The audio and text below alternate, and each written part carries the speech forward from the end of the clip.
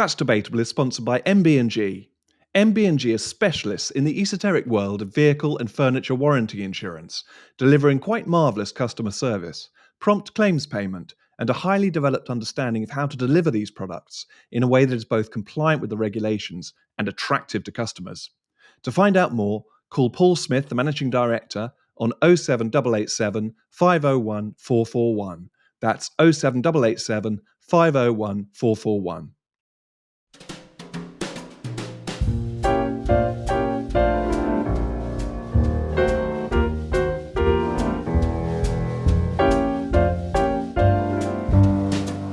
Hello and welcome to That's Debatable, the weekly news podcast of the Free Speech Union. Morning, Ben. How's your weekend? Very good, Tom. Thank you. Not bad at all. I see you caught a lot of the sun that we had yesterday. Look at you. You're sort of glowing with the tan. My goodness.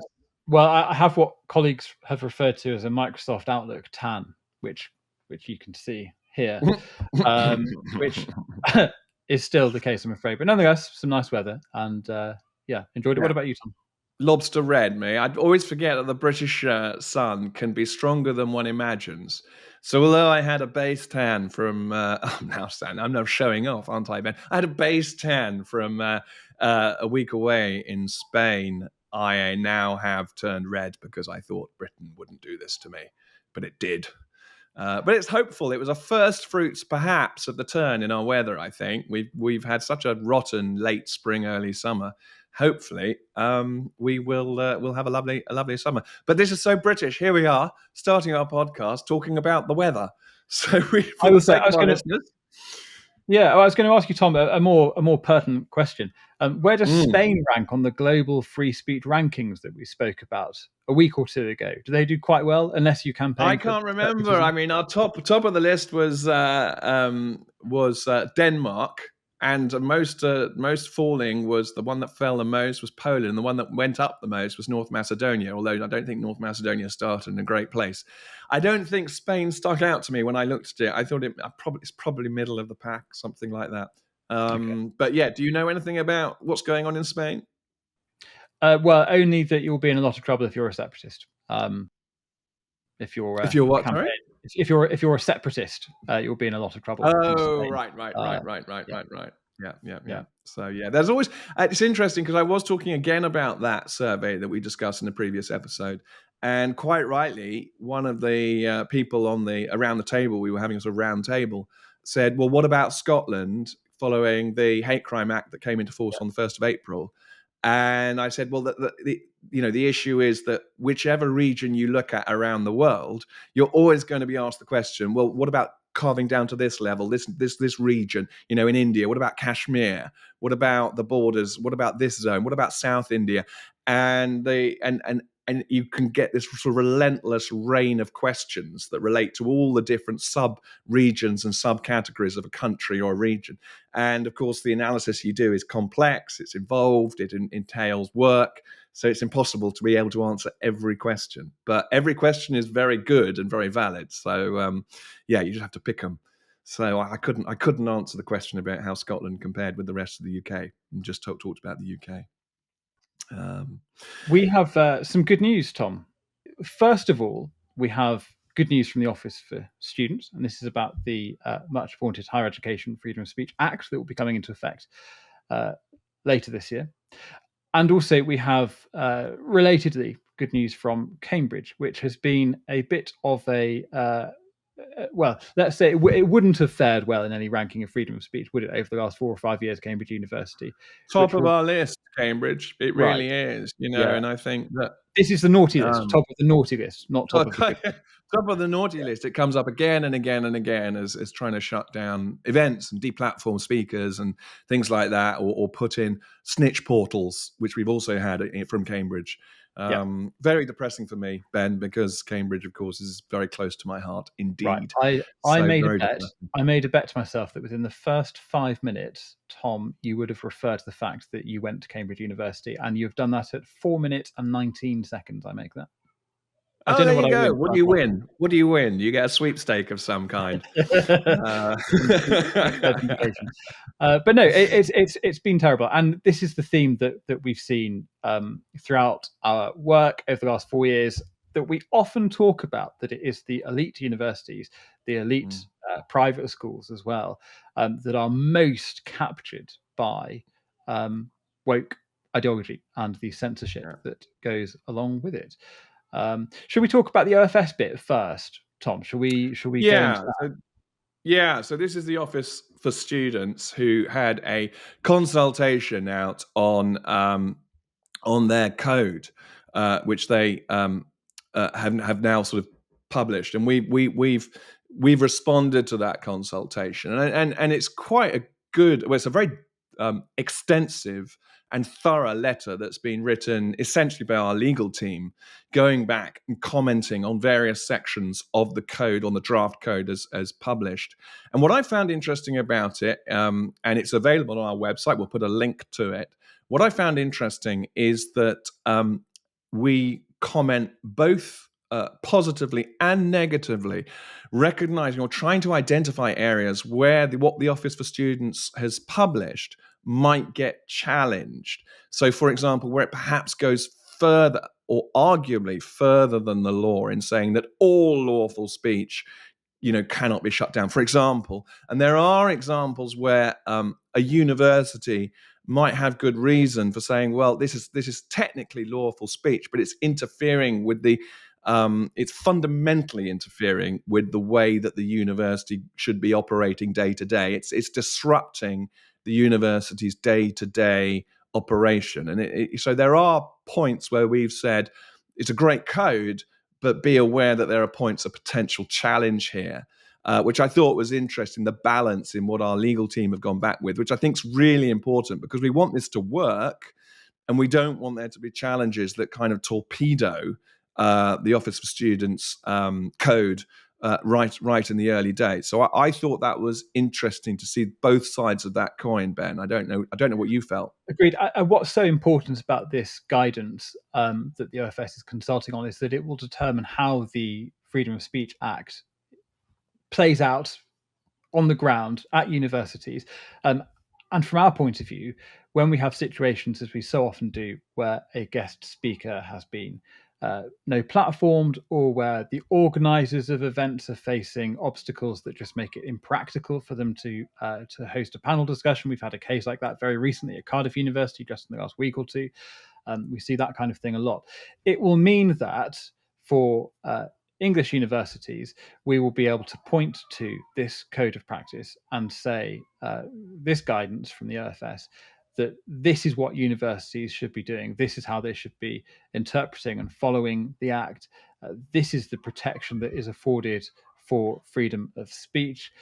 And it will be absolutely crucial for freedom of speech, for students, for visiting speakers, for academics, and so on, that this guidance is both robust and also that it is on secure ground legally.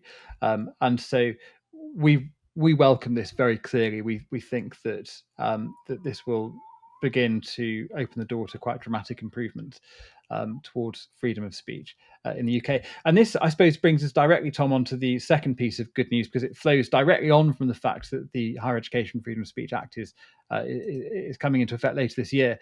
And this is the free speech code that Cambridge have adopted, that will be coming into effect at the time that the Act does.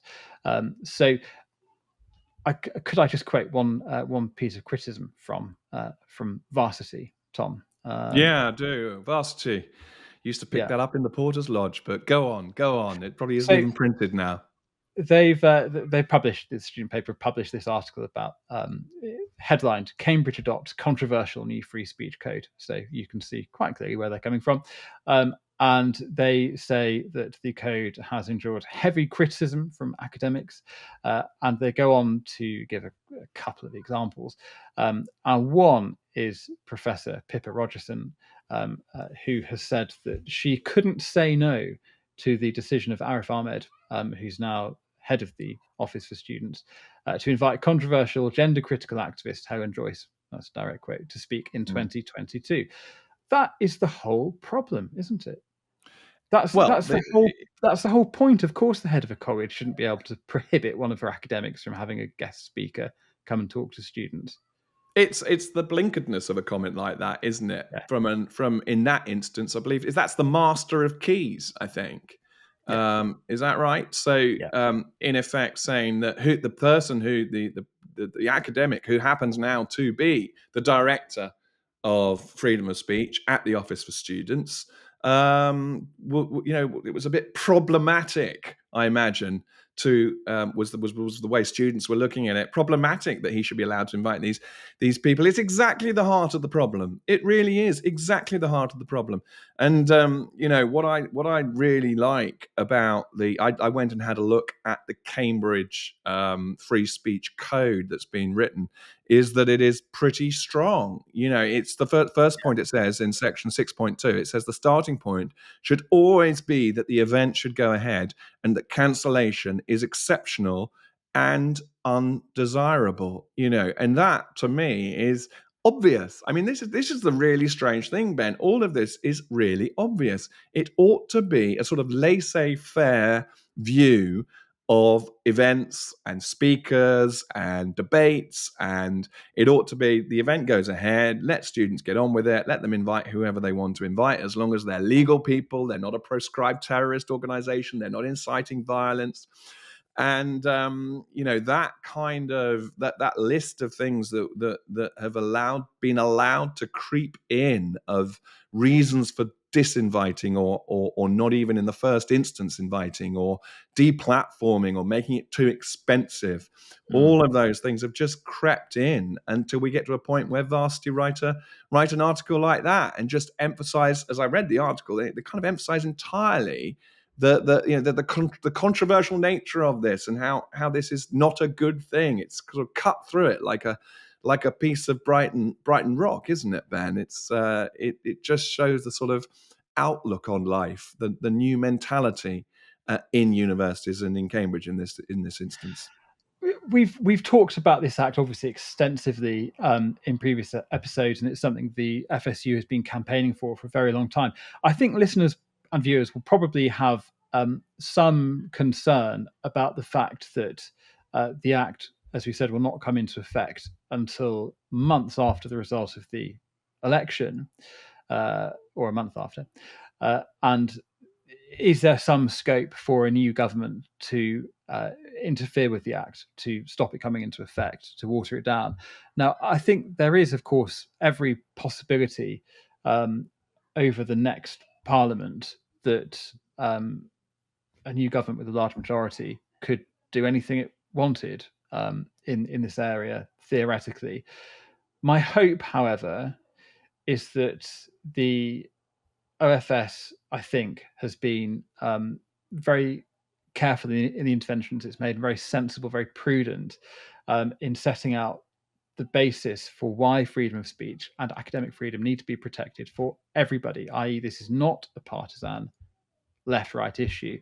And we know this firsthand, Tom, of course, because so many of the people that come to us seeking our assistance are on the left of politics. And the Free Speech Union works now with people from so many different political parties who share views on absolutely nothing. They don't have any commonalities apart from the importance of defending freedom of speech and the importance of protecting people from belief discrimination of the sort that Maya Forstater and many others have been fighting back in order to protect. The CAS review, I think, is a really important moment in, as it were, putting a one-way gate. Thinking about, I'm trying to think about electrical circuits there and logic circuits, but yeah, a one-way gate where now that we've gone through that gate, the CAS review has been written, the work has been done, the conclusions have been reached. You can't reverse back through that, because that was such a huge, vast piece of work that entailed one of the most renowned experts in the field, and lots of peer reviewing through the University of, I can't remember which university it was, I think the University of York actually did a lot of the work and the replication of work in support of Professor or Dr. Helen Cass. So, I think that is a huge, as it were, piece of protection around the risk of reverting back in the free speech world. But of course, it is only in relation to one issue, so that doesn't protect around all sorts of other Yeah. issues. And this weather system, if we call it that, the weather system of gender critical feminists being shut down will pass in time.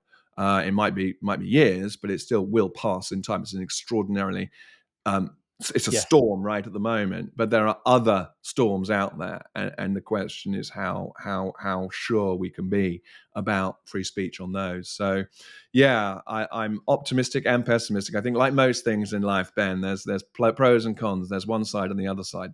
Sadly, not Yeah. definitive. I mean, to slightly mix metaphors, there is a real whack-a-mole quality to this, isn't there? Yeah. In that you sort out the issue where gender critical women and men are being silenced. I mean, I say sort out. Obviously, the legal protection for that is now substantial, but it's not completely developed, and there are all sorts of grey areas that still need to be tested. But of course, people are still being discriminated against because there are gender critical beliefs all over the place. So while the legal protection is there and the momentum feels very much like it is on our side, nonetheless, there are people who are still having to fight these battles, Yeah. every day, and there's no shortage of them, I'm afraid.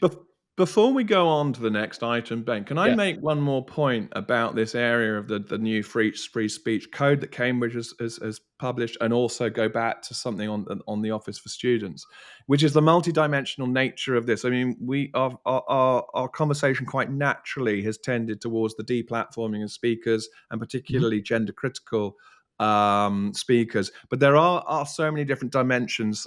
We've talked about security costs in the past, but the one that really struck me, going back to our letter that we wrote in, our legal team wrote in on the Office for Students, is that the letter, section 68, says we strongly support the proposal at paragraph 46 that providers and constituent institutions should not require applicants to any academic position to commit or give evidence of commitment to values, beliefs, or ideas if that may disadvantage any candidate from exercising their academic freedom within the law.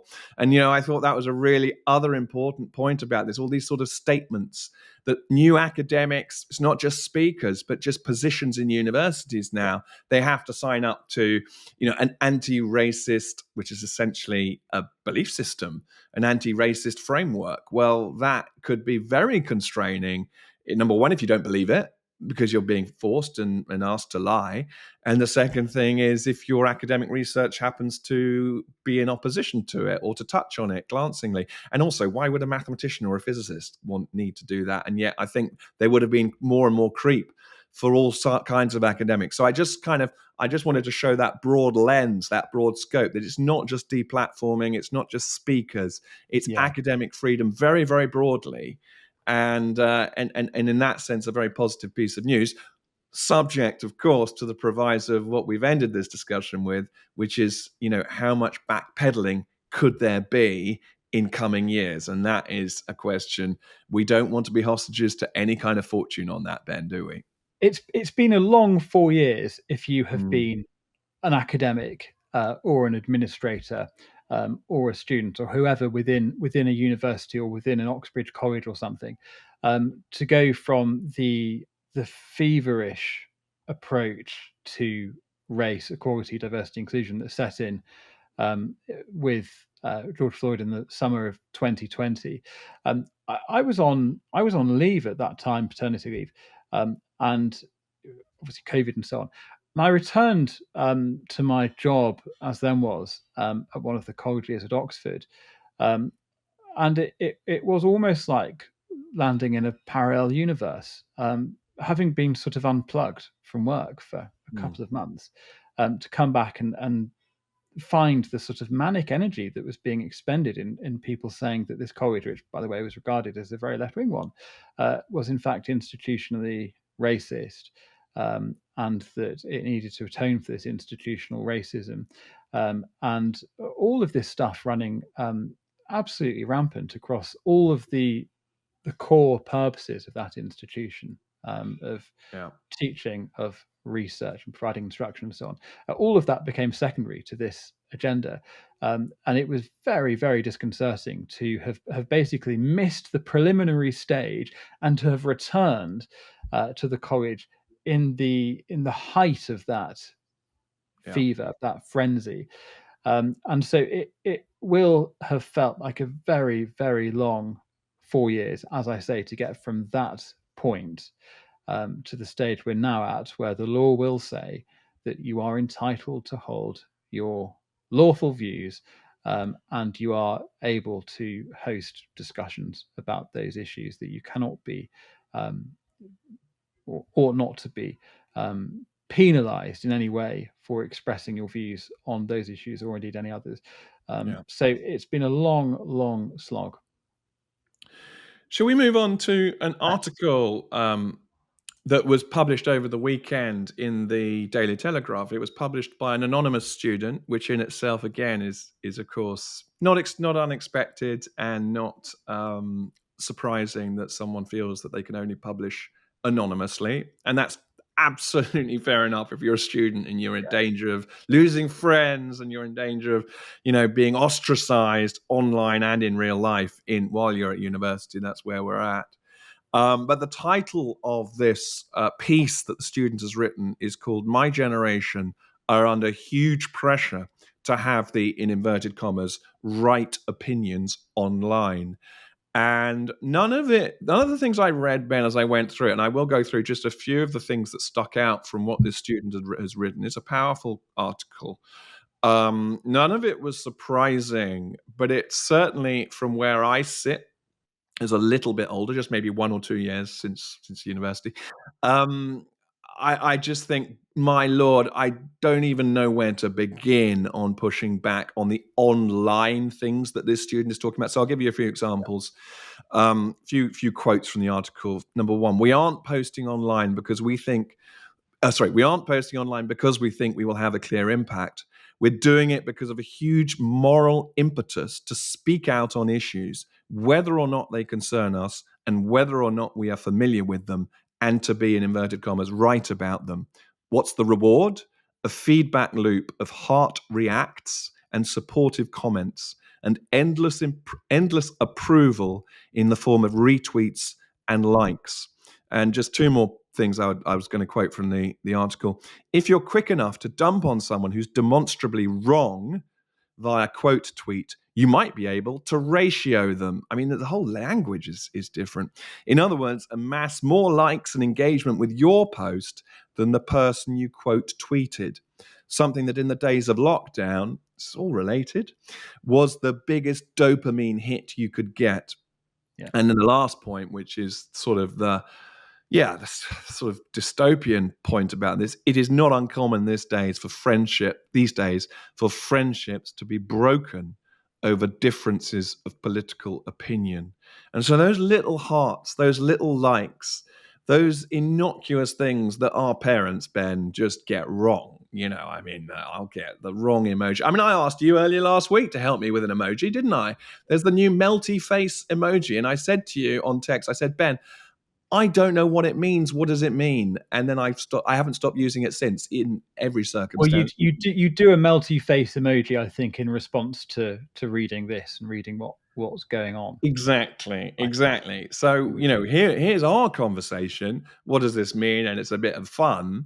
But when it comes to a student, the hearts, the likes, the retweets, the comments, the love that comes their way.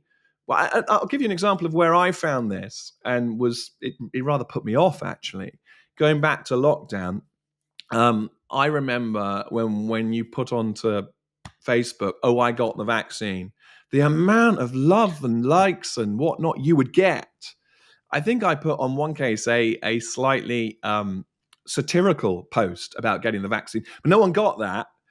And I just got lots of likes and lots of hearts and I had the vaccine, but I was making lots of, because I think it was the Moderna one, and Dolly Parton had been behind the Moderna one. So I made lots of glancing references to Dolly Parton. No one got that. All they read was, oh, went down the road, got the vaccine, like, heart, heart, heart, love, love, love. And I thought, you've missed all my funny references. And so I got my own little experience of it, but it was a put off to me completely. Yeah. But if you're at university, if you're a student where these are friends, these are your links into the real world, these are the people that you live with and the people that give you everything you enjoy during the day because they're your friends. It's a very, very dangerous game, isn't it, Ben? It is. The strange, on a personal level, the strange thing is, I think I can probably speak for many people in my generation of saying this. So those of us now in our early 30s, who came of age really before smartphones, but who got smartphones aged 17, 18, 19, who got to about 16 before social media really took off. And then, of course, it was through a computer, not largely through a phone. Is that lots of the elements of this have been emerging for an extended period of time, including throughout my teenage years. But what I think now is different is that this is obviously so incredibly pervasive and inescapable that it's no longer something you sit down and log into. It's something that is a boundary which contains your entire life. And whereas for my generation, you go on a night out and post a load of drunk pictures to Facebook, and people would, do a laughing emoji or whatever. Well, they just click like. Actually, there weren't emojis on Facebook. That's how old I am, Tom. You would just click the like button, right? You're not old, Ben. You're not Uh, old, Ben. We didn't so, have Facebook. so Write that letters in the holidays. yeah, that feedback loop of the dopamine hit was already there at that point, because there's already an element of kind of showing off to your friends back home how much fun you're having. So there's already that there. Of course, I didn't think like that at the time, but in hindsight, you can see that. But what wasn't quite there is the idea of the kind of performative concern about world events. So, people would talk about politics on Facebook, which by and large is a complete waste of time. But people would do that, and you'd get points from your right wing friends for spouting off about how great Thatcher was or whatever, and you'd get points from your left wing friends for talking about the Occupy movement. So that's what was going on. But it was not the case that there was this monocultural environment that now exists. And I saw this as well. I particularly after after the summer of Black Lives Matter and so on, the intense focus on policing in America, a country over which, by their rebellion, we have no power, and the complete ignorance of events in, for example, Nigeria, where many, many, many, many more Black people have been murdered, trafficked into sexual slavery, come to some appalling fate at the hands of jihadists. But none of those things seem to register. I mean, there was an outpouring in 2014, I think it was, when there was that awful school kidnapping, and that became a kind of cultural moment where people were expressing, bring our girls home and all this sort of stuff. But now the attention span for global events, I think, it just seems to have collapsed. Perhaps because global events are so depressing, and the world seems so unstable. People just don't have the bandwidth for it, and so they only follow what is fashionable, and maybe that's what's taking place. The event doesn't matter. I think this is what the event is the event, whether it's Israel, Palestine, whether it's the death of George Floyd in 2020, whether it's, a Pride March, and we're in Pride Month now. So yeah, we've got lots of things like that coming up. The event doesn't matter. It's the Gordian knot now of everything that's important to a young person, all the connections that make their life fun, make their days have meaning, are bound up with this. And and I call it a Gordian knot because I think to myself just how much is actually contained within this. This, from the moment you wake up to the moment you go to bed as a 16-year-old, you're on your phone, you're Yeah, engaging with your friends online. But because it's so embedded in the day-to-day sort of exactly that, the day of a young person, it's a Gordian knot because it's everything. And I can see why mental health then is wrapped up with this sense of self-worth, a sense of why are we here, what's the purpose, especially when you take the economic background of we're never going to own a home.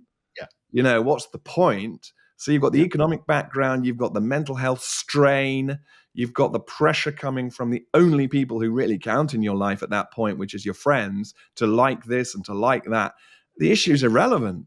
It's entirely what your life is now wrapped up with. This is out of your control as to what your meaning is, and that is really worrying. If you're like you are, Ben, you're a parent of a toddler.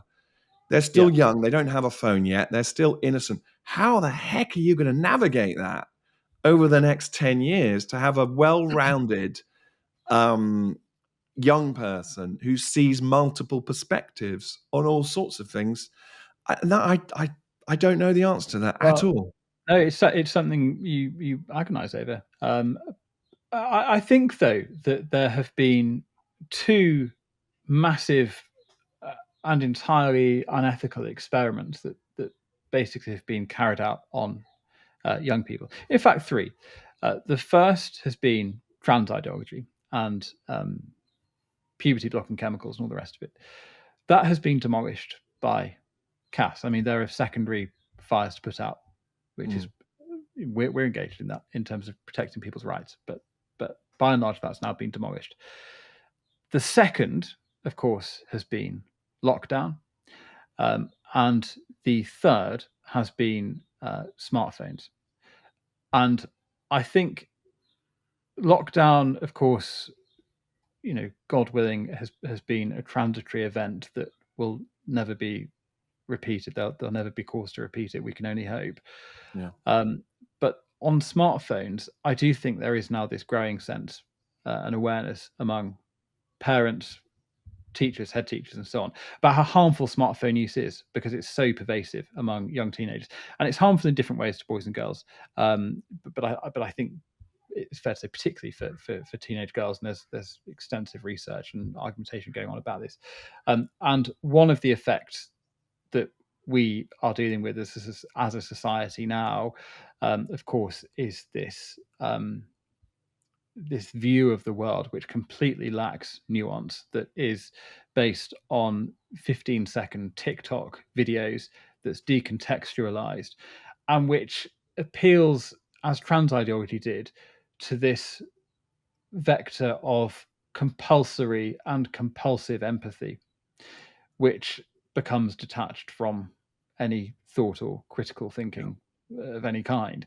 And that creates a situation that this student then is writing about in the Telegraph, where it's just so socially undesirable to express any view that is not fashionable on TikTok and Instagram. And I would say as well, in terms of trying to find a sort of bright side to this, I do think that growing awareness means that this is a problem that may well be broken down in the next generation. And equally, the Higher Education Freedom of Speech Act, as discussed, is going to change the mood music on universities. So there are grounds actually to be genuinely, a bit cautiously optimistic about where things are going. And there's been a lot of reporting recently around Catherine Birbal Singh's school called Michaela in London, where she's crystal clear. She's the headmistress of the school, and there's been a lot of reporting because there was a court case where a pupil or the pupil's parents had taken the school to court because she said that no one can have a prayer room. We don't do prayer rooms in our school. You come in the school and we're all together. We eat together. We don't separate. We are one community. And there'd been kickback against that from a Muslim child or a Muslim child's parents to say, we have a right to pray during school hours. And thankfully, Catherine Burble-Singh won that case, and Michaela's school continues to go on. And it's an incredible school. It's one of the best in the country. No smartphones in the school. So amongst multiple other things, such as they don't talk in the corridors, there's a real culture that they stand up when an adult walks into the room. They are encouraged to question visitors and ask intelligent questions, and they're prompted and taught how to interact with visitors. And visitors are coming in and going out all the time because the school's so incredibly well run, and it just proves it in the results. So it's fantastic that school will continue. But one of the questions is, why don't we have more of them? To your point about how do we get over this, and what does it mean for the next generation? And I listened to Catherine Burble-Singh speak about that, and she said, "Well, we're just opposed at every sort of stage of trying to set the school up and trying to replicate this model around the country. Those with vested interests, and they could be the regulator, they could be other sort of quangos, or the unions. They oppose us, and eventually you just run out of energy, and you say, I'm going to focus on my school. I'd love to change everything in the education sector, and it'd be incredibly beneficial for our young people, for our children. But there are so many forces mustered against us to stop that from happening. So it's hugely positive, Ben, I suppose, is my point on the one hand, but on the other, the challenge for getting over that opposition to things that have become embedded in schools, in the education section of society for so long now, that it's a marathon. Our next topic is really building on something we have spoken about before, and it relates to a report that the Free Speech Union released. Well, we released a report about 2 months ago now on equity, diversity, and inclusion training. We'd done a survey, and I kind of wrote that up and put that into a briefing paper that's available on our website, and we'll put a link to that report in our show notes of today. But in that report, it was clear that we have a problem with EDI training in the workplace. Over 62% of employees are self-censoring in some way. So it's not just the visible people getting into trouble and being dismissed, but it's the invisible self-censorship that comes from these politicized EDI training courses that have been rolled out now everywhere.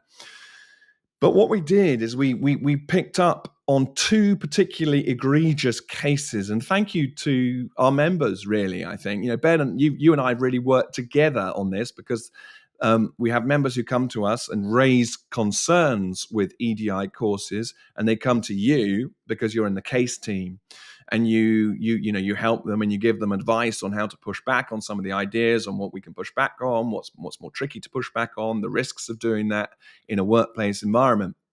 But you raised a flag and said that, hang on, we've got a particularly egregious example here, which is the instance of a very large employer in the UK, that of Amazon. And they have an LGBTQ group called Glamazon. They're always quite funny, the names they put together for these. Glamazon is the Amazon LGBTQI plus, and that's innocuous. Fine, I mean that's fine, obviously. But the training, and it goes out really to anyone who has leadership or oversight responsibilities at Amazon. So it won't be everyone, it won't be every employee. But it really pushes transgender ideology in a very concerning way for free speech and for free expression. So there is in the Glamazon training material, which we have sight of, something called the hashtag Push for Pronouns initiative. And this is a quote from that training, is aimed at normalizing the sharing of pronouns to ensure all people have the opportunity to define and be referred to by the pronouns they personally identify with. While it's not an exhaustive list, here are some of the examples. And it goes through some of the examples, which I won't say because I don't know how to pronounce some of them.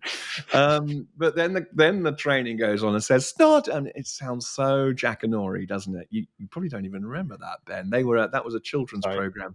Jackanory storytelling. Start introducing yourself with your pronouns. Whenever you're introduced to somebody new, it's easy to state your pronouns alongside your name. This helps others understand how to refer to you in the future and encourages them to also share their pronouns. And I won't get concerned about the split infinitive. I'm far more concerned about that sort of rather authoritarian tone. But that's not the end. And this is what really kind of got us. There's a final paragraph in this pronoun section, in this hashtag for push for pronouns, where the training material says, do this at work and in your personal life to help establish pronoun sharing as a standard practice with your team, your business org, and your community. I mean, Ben, what do you think of that? To pedantically go where no Z has gone before, Tom. That was the bit. That was the bit that I was reading this, and to a certain extent, we see policies like this so frequently, and it's much of a muchness. But that was the bit where I thought, okay, well, that so clearly crossed a line. Telling people that they must use neo pronouns like "zer" or incorrect pronouns that do not reflect biological reality in work is one thing, and it's something that we would contest and dispute, by the way, but that's one thing. But to say that they should do this in your personal life, and that the objective should be to establish pronoun sharing as a standard practice in your community, I mean, I want to say it's laughable because it's so absurd and it's so plainly American in the way it's talking as well. But of course, it's not funny actually if you've got to sit one of these training courses and if you're then told this is what you've got to go and teach your team, that this is what your employer, which is obviously an absolutely gigantic company, is going to have as its internal culture, and that this is the expectation on you as a line manager, that you are now in charge of enforcing this to our workforce. Then it's not. Well, we've got a quote from the member who kindly showed us some of this material, and that quote is as follows. Most of the people I have spoken to regarding this have the same beliefs as me that there are two genders. They feel silenced and they feel scared to admit their own beliefs for fear of losing their job or facing disciplinary action. This has real consequences for people. And this is post Maya for starter. This is we know that people can hold gender critical views. If you hold gender critical views, you don't believe in a gender identity. You don't believe that men can become women and women can become men, and that you could just declare yourself to be that and declare yourself to be that, and that has to be recognized by everybody else or compulsorily recognized by everyone else. You're kicking back against that. And yet we still have in one of our largest employers, biggest companies in the world, one of the biggest companies in the world, we still have employees, managers, people who lead others and have oversight over others, being scared and silenced in the workplace and being told or encouraged to behave a certain way in their private life. So this is very, very disturbing. It's very real. It's very imminent for some people. It's very of the moment for people who are going into work. And they're living this every day. In the same addendum, in the same appendix that we've added to our EDI survey, the EDI Tax, we call it, because we believe EDI is now a drag on business. It's not good for business. It's a drag on business, and the survey really shows that. But in the same guide, we also took a professional example from the Royal College of Speech and Language Therapists, where again, there we've seen a complete kind of capture of the sort of critical race theory ideas and all of the ideas that we've seen as the most egregious. So do go and have a read of that. That's the both examples are on our website, and we will, as I say, put a link to that. But again, it's this sort of expectation that employers should get in line, and yet it's clearly politicization of the workplace, and it isn't stopping anytime soon, it seems.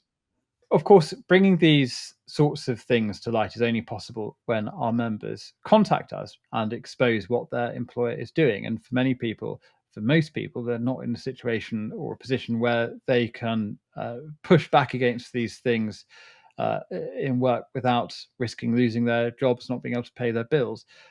So it is, I think, useful that the Free Speech Union can do that for them, and scrutinise policies or training material like this, and expose it to public scrutiny, put it in the press, and all of that builds up to the kind of research and report, Tom, that you've been working on, showing what a drag all of this stuff is to business, aside from being censorious, which of course is our primary concern with it. So I'd just like to say thank you to members who have approached us with this kind of stuff. And that has been across the private sector, across the public sector, a huge amount from within the NHS. And we are able to, we have had success in batting these policies away as a result. So thank you to all who have made that sort of thing possible. It does make a cumulative difference. I think that's probably all from us now, Tom, isn't it? Yes, I think we've covered quite a wide range of free speech issues. But thank you to everyone for listening, and thank you to everyone for watching as well. And we wish everyone a fantastic week full of free expression. I think that might become my little motto there, Ben, or catchphrase. We wish everyone a fantastic week full of free expression. But bye bye for now. Goodbye.